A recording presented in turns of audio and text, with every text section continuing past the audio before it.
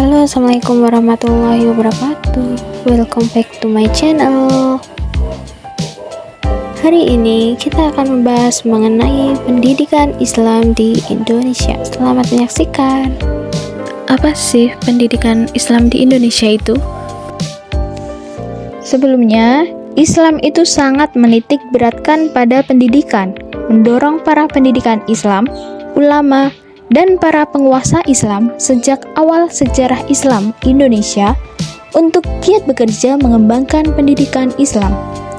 Untuk itu, mereka menggunakan masjid besar dan kecil, yaitu langgar, serta lembaga lokal yang ada seperti surau, dayah, pesantren atau pondok, dan juga madrasah sebagai tempat bagi umat Islam, khususnya anak-anak, untuk belajar dan mempelajari pengetahuan dasar tentang Islam.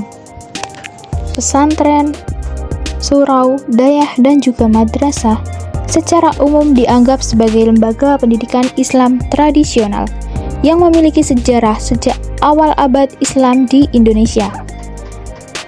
Setidaknya ada 3 peran tradisional pesantren dan lembaga pendidikan serupa dalam komunitas Muslim. Pertama, sebagai pusat transmisi ilmu agama, kedua sebagai penjaga tradisi Islam, dan ketiga sebagai pusat reproduksi ulama. Oke, selanjutnya kita akan membahas tentang apa saja lembaga pendidikan Islam di Indonesia itu.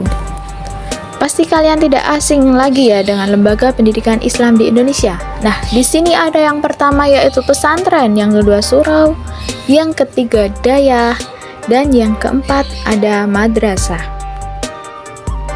Oke, langsung saja. Yang pertama, pesantren.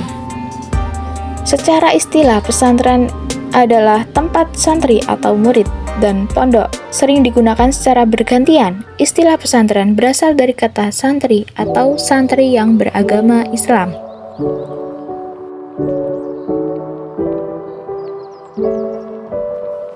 Oke. Sejak awal, kurikulum pesantren yang lebih dominan berkaitan dengan pelajaran keagamaan yang bersumber dari kitab-kitab kuning berbahasa Arab, sedangkan pelajaran umum hampir sama sekali tidak dipelajari. Namun sekarang sudah ada sebagian yang sudah mempelajari. Sekarang ini lahirlah pesantren modern yang berupaya mengintegrasikan antara pengetahuan agama dan umum ke dalam kurikulumnya. Di samping itu, kurikulum pesantren juga berupaya membekali para santrinya dengan berbagai keterampilan hidup sebagai modal untuk terjun ke tengah-tengah masyarakat setelah mereka menyelesaikan pendidikannya di pesantren. Peran dan keberadaan pondok pesantren sebagai salah satu lembaga pengembang masyarakat asli Indonesia memang harus tetap dilestarikan dan diperhatikan perkembangannya, karena kehadiran dari pondok pesantren di tengah-tengah masyarakat adalah selain untuk memberdayakan masyarakat, juga sebagai wadah untuk menyiapkan kader-kader ulama yang mampu menguasai dan memahami Al-Quran dan Al-Hadis secara baik dan benar dan sesuai dengan kebutuhan masyarakat. Ini contoh gambar dari pondok pesantren ya, pondok pesantren laki-laki. Oke, selanjutnya kita akan membahas mengenai surau. Surau kebanyakan ditemukan di Sumatera Barat. Mirip dengan pesantren di Jawa karena beberapa alasan.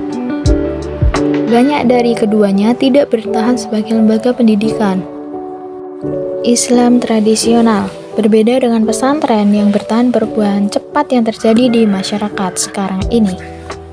Fungsi surau di Minangkabau mengalami perkembangan secara bertahap. Pada awalnya, surau berfungsi sebagai tempat upacara adat, kemudian berkembang menjadi tempat peribadatan dan berkumpul anak-anak muda untuk mempelajari berbagai pengetahuan dan keterampilan.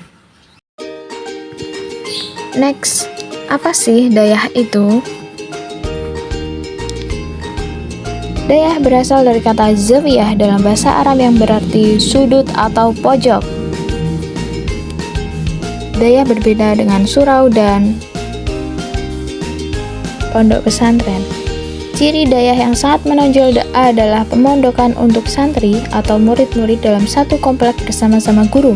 Tradisi dayah untuk memberi pemondokan bagi santrinya masih terus berlanjut sampai sekarang. Pemondokan siswa atau santri bersama-sama dengan guru merupakan suatu komunitas yang sangat terpadu di mana proses pendidikan sebagai suatu proses pembentukan kepribadian dapat berjalan secara alamiah. Ciri lainnya dari pendidikan dayah ialah pengajarannya sangat terpusat pada ilmu-ilmu agama dalam pengertian tradisional. Selanjutnya, madrasah. Madrasah merupakan lembaga modern di Indonesia. Pengenalan madrasah pada dekade awal abad ke-20 sebenarnya merupakan respon umat Islam Indonesia terhadap pengenalan dan penyebaran sekolah Belanda. Madrasah Indonesia dinilai dan memberikan sekolah klasikal. Madrasah memiliki kurikulumnya sendiri pada periode awal. Mereka memiliki kurikulum madrasah mereka sendiri. Dan setelah kemerdekaan nasional pada 17 Agustus 1945, mereka mengikuti kurikulum yang dikeluarkan oleh Departemen Agama. Secara umum, madrasah di Indonesia terdiri dari 3 jenjang pendidikan. Yang pertama, madrasah ibtidaiyah, madrasah dasar selama 6 tahun.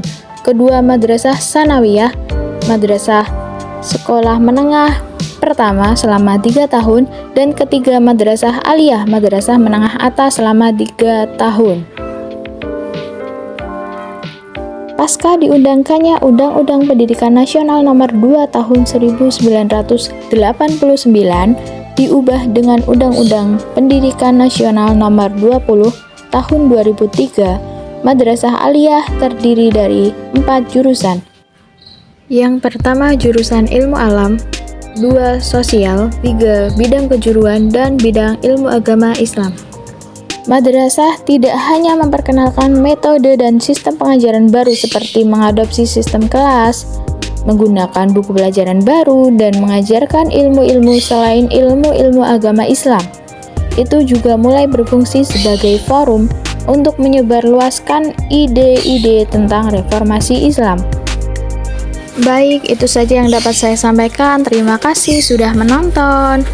Wassalamualaikum warahmatullahi wabarakatuh. See you.